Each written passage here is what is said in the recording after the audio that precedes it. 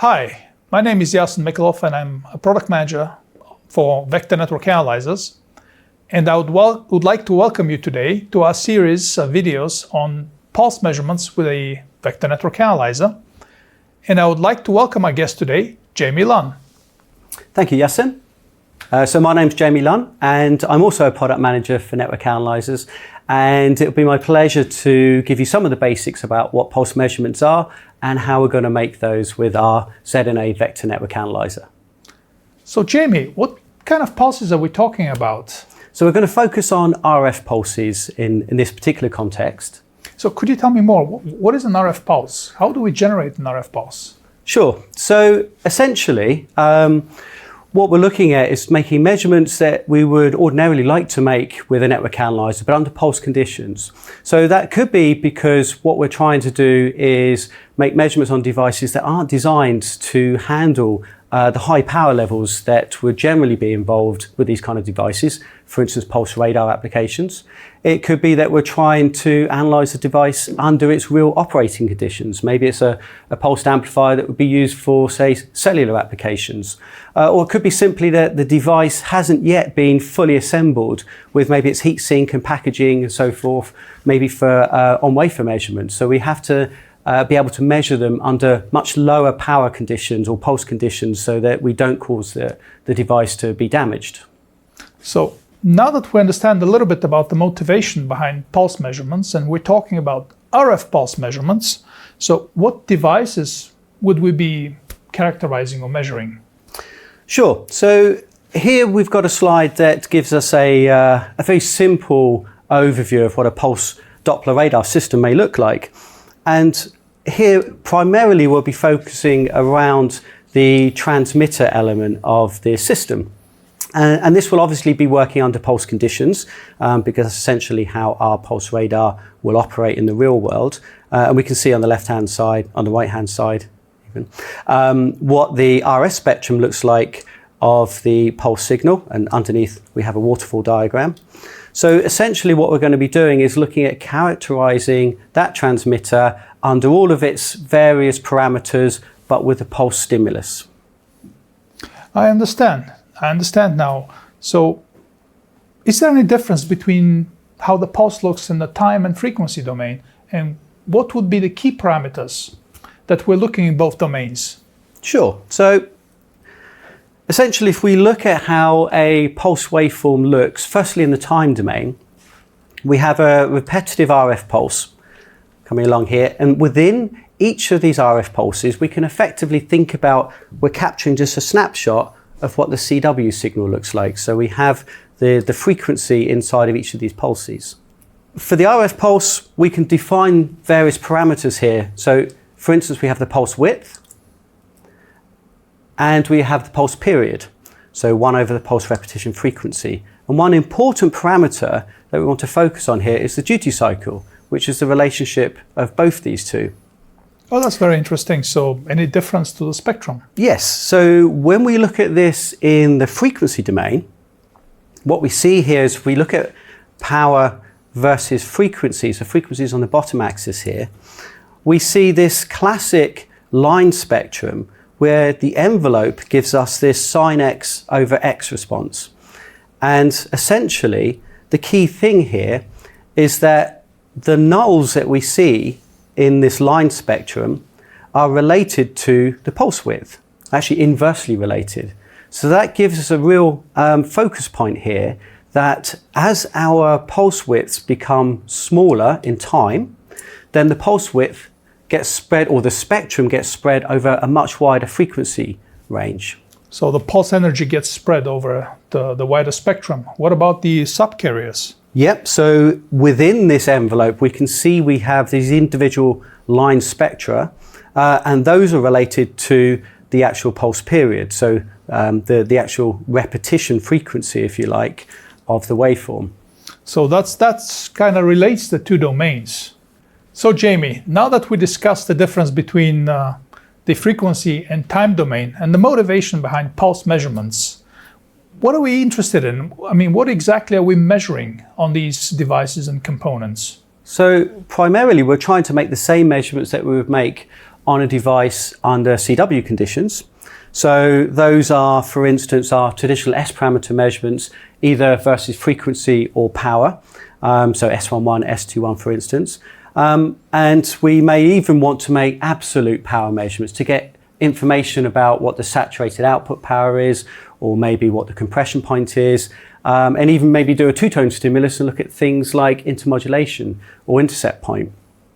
The third thing is that as well as the normal measurements that we would make under CW conditions, we'd also like to take a snapshot of how the device performs when we've got the RF pulse being injected into it. So we want to see how the shape of the pulse looks like, and not just in terms of magnitude, but also in terms of phase, because that's really important when we look at pulse radar applications, to see how the phase behavior changes as the RF pulse is on, and also from pulse to pulse. So if I understand correctly, we're talking about parametric tests here, but how would a typical setup look like? Sure. So we can look at how these kind of measurements were maybe done in the past, where very simply we would use something like a signal generator that would have the capability of producing an RF stimulus, so an integrated pulse modulator, and then really just make a measurement with a power sensor which is designed to resolve the power under those pulse conditions, or an average pulse power sensor using duty cycle correction. Secondly, we could look at using a network analyzer, but in the past they never had the capability to provide the stimulus under pulse conditions, so we'd have to use, say, a pulse generator externally that would maybe then stimulate the DUT's bias lines to turn it on and off. Or we could use the same pulse generator but with an external pulse modulator or pin diode switch, and then we've got the pulse stimulus into the device under test. But what we're really looking at here is far more integrated solutions where the network analyzer provides all the necessary stimulus to our device under test. So in the example here, the DUT is simply connected between, say, ports 1 and 2, and then we provide the pulse stimulus directly from the network analyzer. So let me recap it quickly. So we either pulse the RF, pulse the bias, or have a fully integrated solution in the network analyzer. How do we take care of this in the ZNA? What kind of options do we have? Sure. To best understand that, I think we need to look at a little bit more detail of how the schematic looks of our ZNA network analyzer, i.e. what's behind the test ports. And there's a few key focus points here.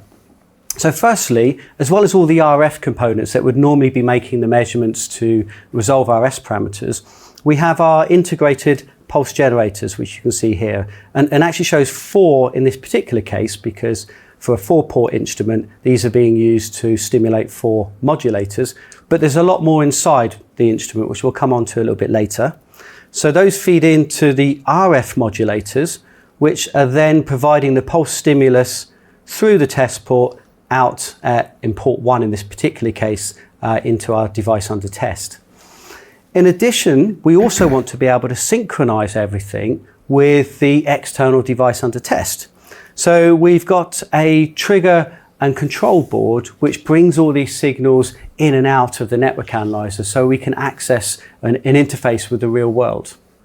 So we have 4 pulse generators, 4 pulse modulators. Are they all synchronized, or can we operate them independently?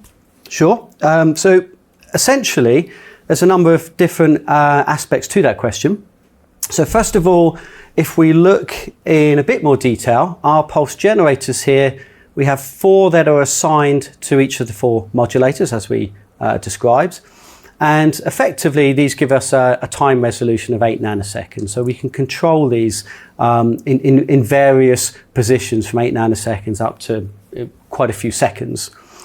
And then in addition, these can be accessed on the rear panel, either as a pulsed input to the modulators, or we can take the TTL signal out to then interface with other hardware.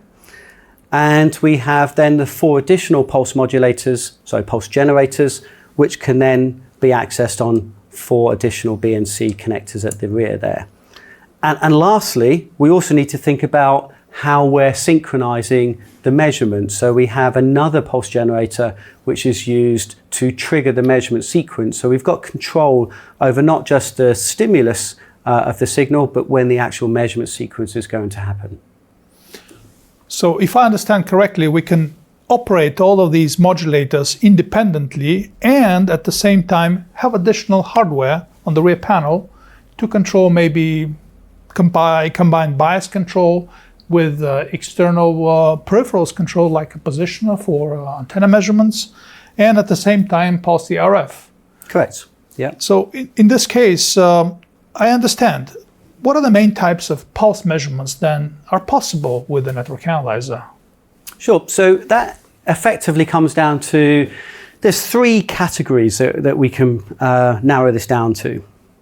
So first of all, the most traditional way that pulse measurements were always done with the network analyzer was using the narrowband technique or the average pulse measurement, where effectively what we're doing is providing a number of pulses and making an average measurement with our network analyzer through here.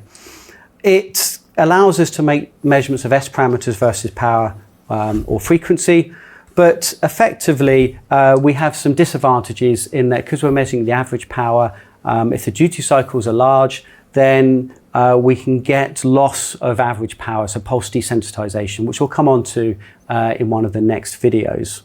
The second technique is probably the most common or the most advanced and desired, is using the wideband technique, which is effectively point impulse. And it's called that because we're effectively making the measurement during the on time of the RF pulse. So we have to synchronize the network analyzer with our pulses and our external hardware, but there is a requirement that our network analyzer must be fast enough so it can perform the necessary data acquisition of at least one data point within the on time of the RF pulse. And lastly, a very special technique, which we call the pulse profile measurement, is effectively like a fast time domain measurement where we can think about it as like a spectrum analyzer in, say, a zero span mode, where we've got a resolution which is fast enough to reconstruct the actual shape of the RF pulse. So from this, we're looking at power, say, versus time, and we can look at things like rise and fall times, if there's any overshoot or slope on the pulse. And more importantly, unlike with a spectrum analyzer, we can actually look at the phase shape of the pulse as well. That's a very important feature or difference between a network analyzer and a spectrum analyzer. Correct. Especially if we're looking at the zero span mode. Yeah. With a spectrum analyzer, we measure the amplitude. And with a network analyzer, we measure the complex value, which is both amplitude and phase. Very interesting. Thank you, Jamie. Thank you for watching. In the next couple of videos, we'll look at these categories in a bit more detail. See you soon.